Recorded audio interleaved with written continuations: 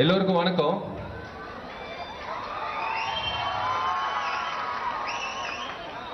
இந்த இந்த ஓட்டெல்லாம் கன்ஃபார்ம், உங்களை மாதிரியே இந்த ஓட்டெல்லாம் கன்ஃபார்ம் நம்மளுக்காக. அதாவது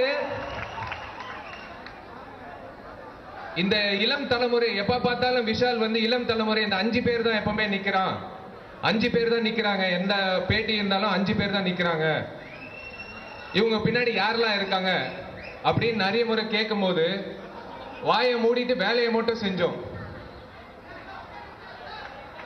இந்த பசங்க தான், அதாவது என்ன அந்த வார்த்தை நான் சொல்ல மாட்டேன், அவரு கேட்ட கேள்விக்கு இதுதான் பதில்.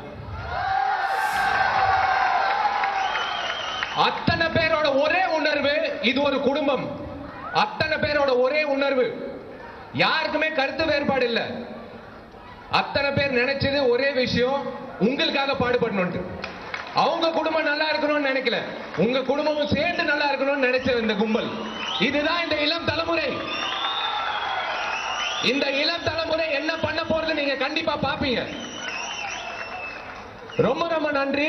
இங்க வந்திருக்கிற அத்தனை பேருக்கு ரொம்ப ரொம்ப நன்றி. ஏன்னா இவங்க அத்தனை பேர் பேச முடியாத சூழ்நிலை, ஏன்னா டைம் இல்ல. அதனால எல்லாரையும் வந்து ஒரே நேரத்தில் நிப்பாட்டி என்னோட சொத்தை நான் காட்டணும்னு நான் நினைச்சேன். எலெக்ஷன் முன்னாடி சொத்தை அறிவிக்கணும்னு சொல்லுவாங்க, சொத்தை அறிவிக்கணும்னு சொல்லுவாங்க. இதுதான் என் சொத்து, எலெக்ஷன் ஆபீசருக்கும் சரி யாருக்குனாலும் சரி, இதுதான் என் சொத்து நான் அறிவிக்கிறேன்.